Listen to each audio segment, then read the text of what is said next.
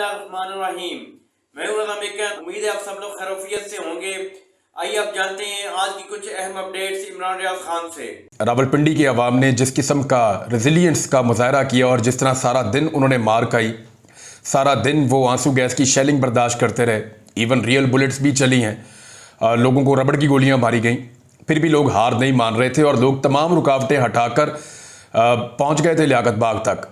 लेकिन अली अमीन गंडापुर साहब का जो बड़ा काफिला आ रहा था खैबर पख्तूनख्वा से, वो मोटरवे से वापस मुड़ गया था जब पाकिस्तान तहरीक इंसाफ की क़यादत ने ये अनाउंसमेंट कर दी कि एहतजाज ख़त्म किया जा रहा है, एहतजाज का वक्त ख़त्म हो गया है। ये अनाउंसमेंट जो है वो बैरिस्टर गौहर साहब के खाते पड़ गई। और अब सूरत हाल क्या है वो मैं आपको बता देता हूँ कि इमरान खान साहब का वो रद्द अमल जिसके बारे में मैंने कहा था कि हकीकी बात तभी पता चलेगी जब पाकिस्तान तहरीक इंसाफ के बानी चेयरमैन इमरान खान साहब और साबिक वज़ीर आज़म जेल से अपना मौक़िफ़ देंगे। इमरान खान साहब से जब मुलाकात की आज़म सवाती साहब ने, तो इमरान खान साहब ने फिर अपना मौक़िफ़ दिया इस बारे में। जो हेडलाइन है इसकी वो ये है कि बैरिस्टर गौहर बुज़दिल आदमी है, उसे फारिग करें। इमरान खान पिंडी एहतजाज ख़त्म करने पर शदीद गुस्से में। अब इमरान खान साहब ने कहा कि रावलपिंडी में एहतजाज ख़त्म करने पर पीटीआई की आदत पर शदीद गुस्से का इजहार किया इमरान खान साहब ने और बैरिस्टर गौहर को पार्टी चेयरमैन के ओहदे से हटाने का हुक्म भी दिया है। अडियाला जेल में पाकिस्तान तहरीक इंसाफ के रहनुमाओं से इमरान खान साहब गुफ्तगू कर रहे थे। इमरान खान साहब ने सवाल किया कि एहतजाज मुअख्खर करने का फैसला किसका था, जिस पर आज़म सवाती ने उन्हें बताया कि चेयरमैन पाकिस्तान तहरीक इंसाफ बैरिस्टर गौहर ने एहतजाज मुअख्खर करने की कॉल दी थी। आज़म सवाती ने इस मामले पर इमरान खान साहब को ब्रीफिंग देते हुए बताया कि हमारा एहतजाज बड़ा ज़बरदस्त था, लोगों ने मज़ामत की और शाम तक लड़ते रहे। जिस पर इमरान खान ने उनसे पूछा कि अगर एहतजाज कामयाब था तो मुअख्खर क्यों किया गया। आज़म सवाती का जवाब सुनकर इमरान खान ने बरहमी का इजहार किया और हुक्म दिया कि बैरिस्टर गौहर बुज़दिल आदमी है, उसे फारिग करें।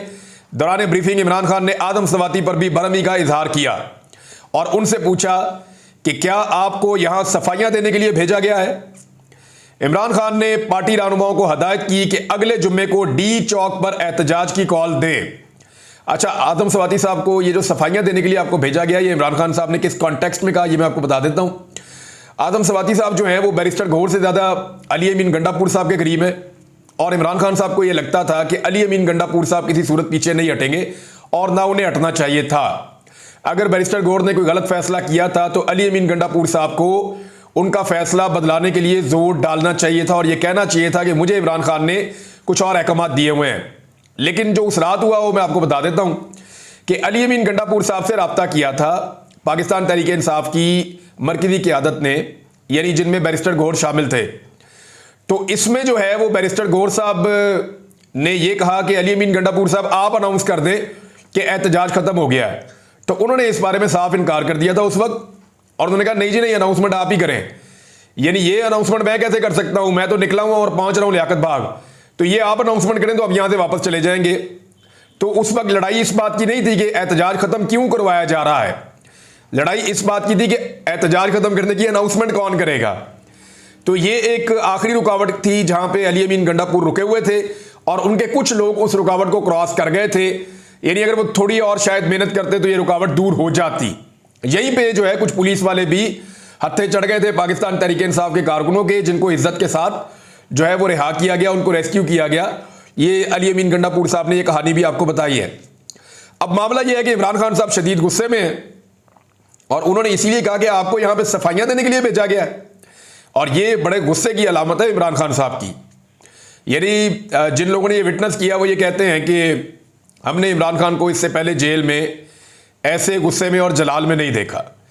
तो इमरान खान ने पार्टी रहनुमाओं को हदायत की कि जुमे वाले दिन डी चौक पर एहतजाज की कॉल दें, जो मर्जी हो जाए, चाहे 2 दिन लग जाएं, हर सूरत डी चौक तक पहुंचना है। इमरान खान ने कहा कि अली अमीन गंडापुर लियाकत बाग पहुंच जाता तो बहुत बड़ा लीडर बन जाता। मेरे और अवाम के दरमियान कोई गलत फहमी नहीं है, यानी मेरी और अवाम की सोच इमरान खान साहब कह रहे हैं एक जैसी है। मैं भी कुर्बानी देने के लिए तैयार हूं और पब्लिक को भी देख लिया कि जैसे वो कुर्बानी दे रही है। अवाम फैसला कर चुकी है, क़यादत अपना फैसला कर ले। जो बुज़दिल है और साथ खड़े नहीं हो सकते वो हमें छोड़ जाएं। इमरान खान साहब ने ऐसा लगता है कि फाइनल राउंड को खेलने का फैसला कर लिया है। और देखिए अभी बुध वाले दिन एक बड़ा एहतजाज है, ये पुलिस की एंगेजमेंट बहुत ज़्यादा बढ़ जाएगी। हालांकि पुलिस बाकी कामों के लिए भी होती है, लेकिन बाकी सारे काम तो अब पंजाब के अवाम भूल जाएं। अब जो पंजाब की पुलिस है उसको सिर्फ सियासी मकासद के लिए ही इस्तेमाल किया जाएगा, बज़ाहिर ऐसे दिखाई देता है। क्या ये बुध और जुमा इन दो एहतजाजों के बाद पाकिस्तान तहरीक इंसाफ हमेशा के लिए ख़त्म हो जाएगी? तो ऐसा नहीं होगा। ये एक बड़ी पॉलिटिकल पार्टी है, एहतजाजों के बाद पार्टियां जो हैं वो और ज़्यादा बड़ी होती हैं।